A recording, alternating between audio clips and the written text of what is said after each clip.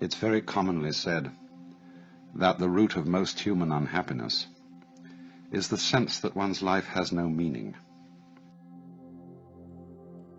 This is, I suppose, most frequently said in circles interested in psychotherapy, because the feeling of meaninglessness is often equated with the existence of neurosis. And so many activities into which one is encouraged to enter, philosophies one is encouraged to believe, and religions one is encouraged to join, are commended on the basis of the fact that they give life a meaning. I think it's very fascinating to think out what this idea itself means, or what it is intended when it's said that life has to have a purpose. Well, now, it's pretty obvious, I think, that when we talk about life having or not having a meaning, we're not using quite the ordinary sense of the word meaning as the attribute of a sign.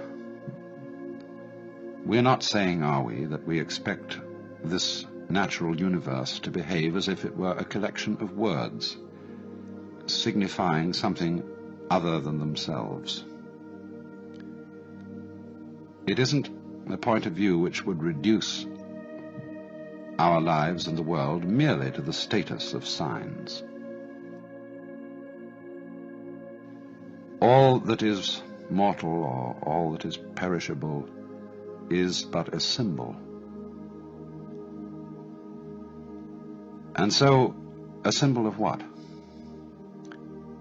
What do we want to feel? What would satisfy us as being the meaning behind this world? It's so often, you know, that we don't follow our ideas and our desires through. Most of the things that we want very fervently are things that we've only half glimpsed. Our ideals are very often suggestions, hints, and we don't know really exactly what we mean when we think about it. But there is this obscure sense in which we feel that life ought to have significance and be a symbol in at least that sense, if not just so arid a symbol as a mere sign. Or it also may mean that life is meaningful. An individual feels that his life amounts to something when he belongs and fits in with the execution of some group enterprise. He feels he belongs in a plan. And this too seems to give people a sense of great satisfaction. But we have to pursue that question further too. Why is it that a plan, why is it that fellowship with other people gives the sense of meaning? Does it come down perhaps to another sense of meaning, that life is felt to be meaningful when one is fully satisfying one's biological urges,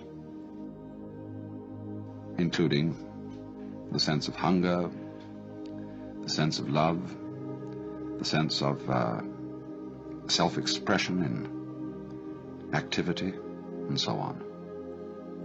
But then again, we have to push that inquiry further. What do our biological urges really point towards? Are they just, however, things always projected towards a future? Is biology and its processes nothing but going on towards going on towards going on? Or there's a fourth and more theological sense of the meaning of life. In all theistic religions, at any rate, the meaning of life is God himself. In other words, all this world means a person. It means a heart. It means an intelligence. And the relationship of love between God and man is the meaning of the world. The sight of God is the glory of God, and so on. But again here, there's something to be further pursued. What is it that we want in love with a person, and even a person in the sense of the Lord God. What is the content of it? What is it that we are really yearning after? Well, now, if we go back to the first point,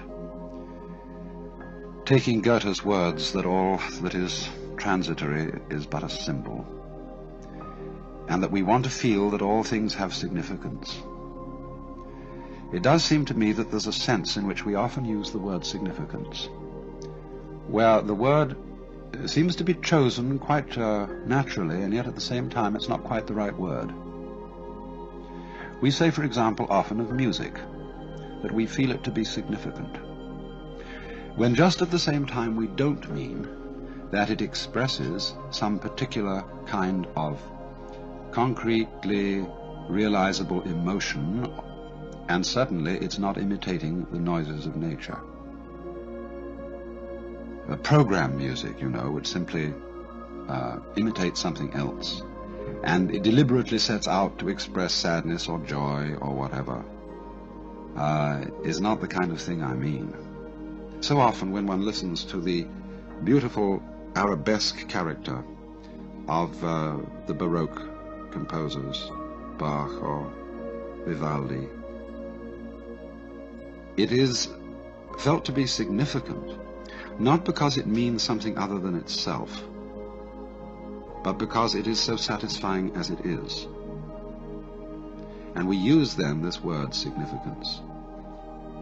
So often, in those moments when our impetuous seeking for fulfillment cools down, and we give ourselves a little space to watch things, as if they were worth watching, ordinary things.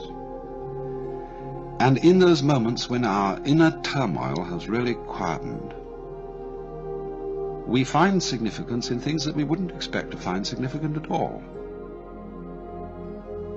I mean, this is after all the art of those photographers who have such genius in turning the camera towards such things as peeling paint on an old door, or mud and sand and stones on a dirt road, and showing us there that if we look at it in a certain way, those things are significant.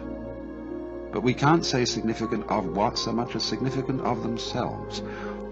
Or perhaps significance then is the quality of a state of mind in which we notice that we're overlooking the significance of the world by our constant quest for it later. All this language is, of course, quite naturally vague and imprecise, because I think the wrong word is used. And yet not entirely the wrong word, because, as I said, it comes so naturally to us that in those moments the significance of the world seems to be the world, seems to be what is going on now. And we don't look any further. The scheme of things seems to justify itself at every moment of its unfoldment.